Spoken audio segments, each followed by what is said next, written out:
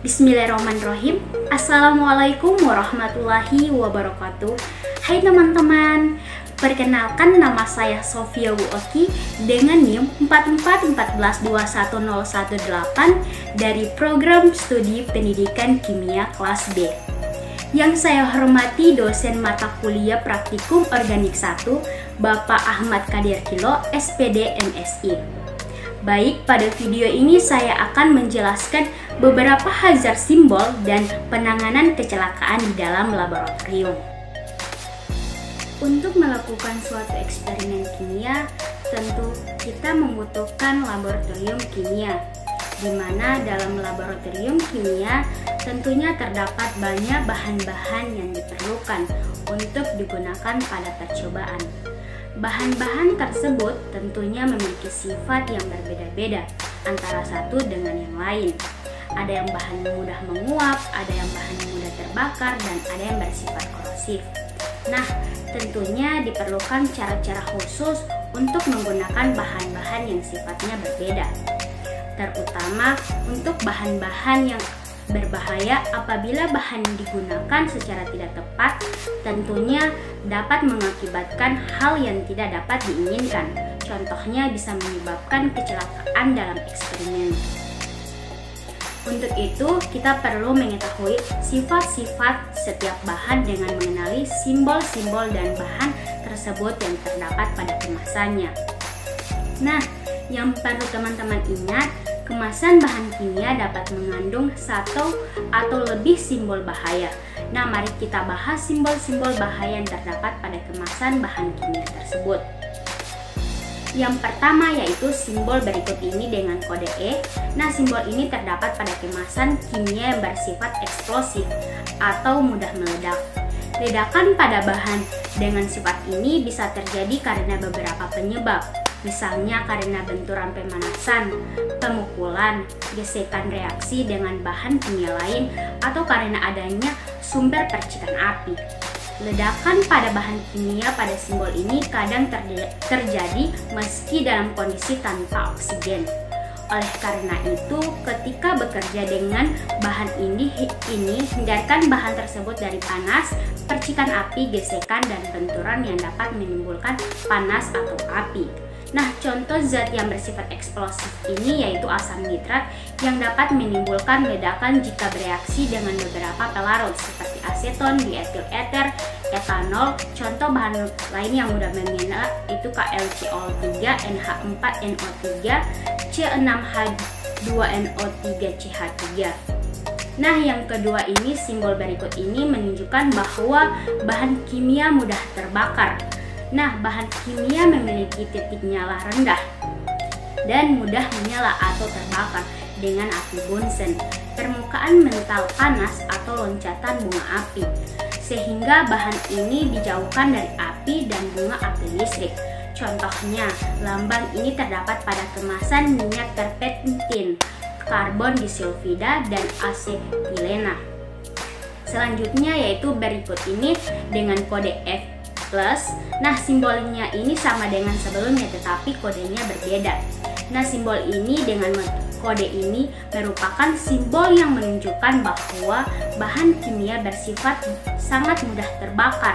Nah, bahan ini memiliki titik nyala pada suhu 0 derajat Celcius dan titik didih pada 35 derajat Celcius. Kemudian umumnya berupa gas pada suhu normal dan disimpan pada tabung kedap udara tertekan tinggi. Dalam penggunaannya, bahan harus dijauhkan dari api dan bunga api listrik.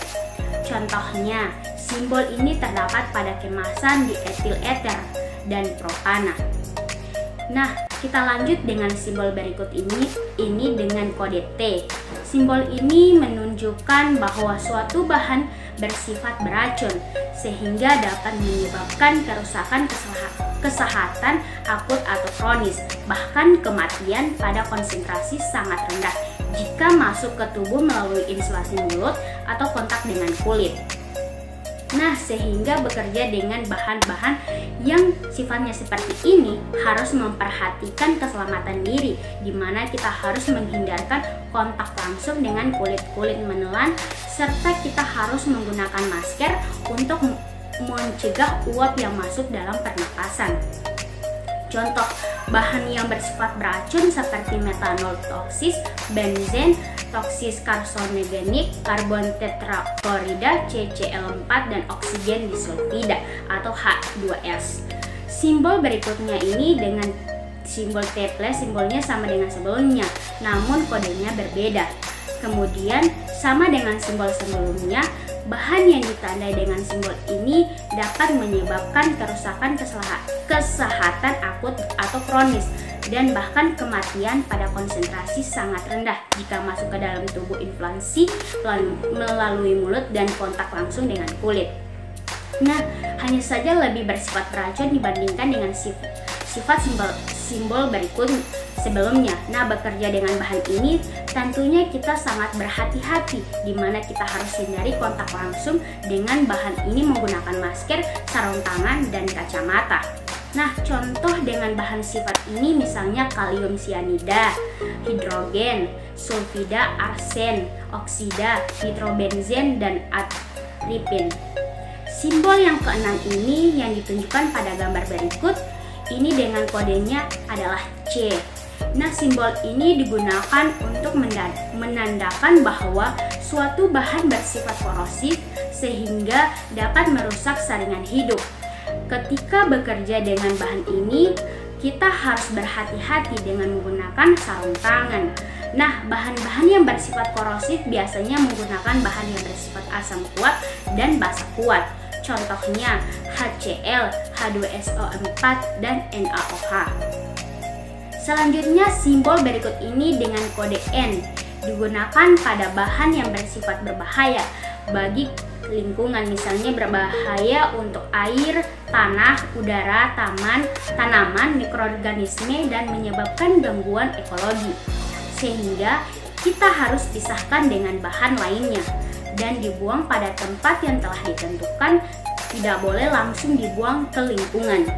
Nah, contoh bahan yang bersifat misalnya tributil timah klorida, tetraklorometan, petroleum hidrokarbon, AgNO3, Hg2HCl, HgCl2. Kemudian simbol berikut ini dengan kode O. Bahan kimia yang diberi simbol seperti gambar ini adalah bahan kimia yang bersifat mudah mengusuk, mudah terbakar melalui oksidasi. Penyebab terjadinya kebakaran pada bahan ini umumnya akibat reaksi bahan dengan udara yang panas percikan api atau reaksi dengan reduktor.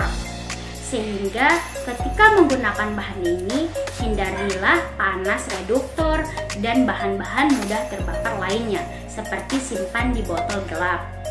Adapun beberapa contoh bahan kimia ini dengan sifat ini misalnya hidrogen peroksida dan kalium perklorat. Berikut ini simbol dengan kode Xn. Nah, simbol ini terdapat pada bahan yang memiliki resiko merusak kesehatan, sedang jika masuk ke tubuh melalui inhalasi, melalui mulut, atau kontak langsung dengan kulit, sehingga harus dihindari kontak langsung dengan anggota badan. Contohnya, bahan dengan sifat ini adalah etanolamine dan metanamin. Berikutnya yaitu simbol yang sama seperti sebelumnya, namun kodenya berbeda, yaitu Xi. Bahan kode ini tidak bersifat korosif, tetapi menyebabkan inflamasi jika kontak langsung dengan kulit atau selaput lendir.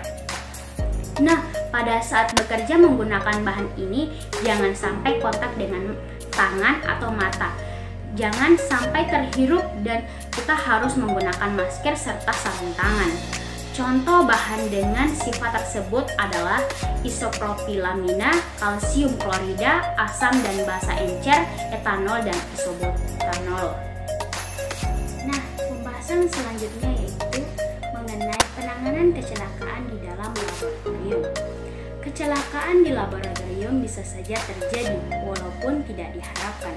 Oleh karena itu, untuk bekerja di dalam laboratorium perlu memiliki pengetahuan tentang penanganan yang patut diambil jika terjadi kecelakaan. Dalam hal ini, P3K merupakan pengetahuan terampil yang harus dimiliki oleh setiap praktikan, sebagai upaya pencegahan dini dari dampak risiko yang lebih parah sebelum mendapatkan pengobatan intensif dari dokter. Nah, berikut ini saya akan memberikan beberapa contoh macam kecelakaan di laboratorium dan penanganannya. Yang pertama yaitu luka bakar. Jika luka bakar akibat benda panas, olesi dengan salep interferons, mentega atau larutan asam tikrat 3%. Apabila lukanya cukup besar, segera sirami dengan larutan bikarbonat 1,0% dan segera pergi ke puskesmas. Yang kedua yaitu kulit terkena asam pekat.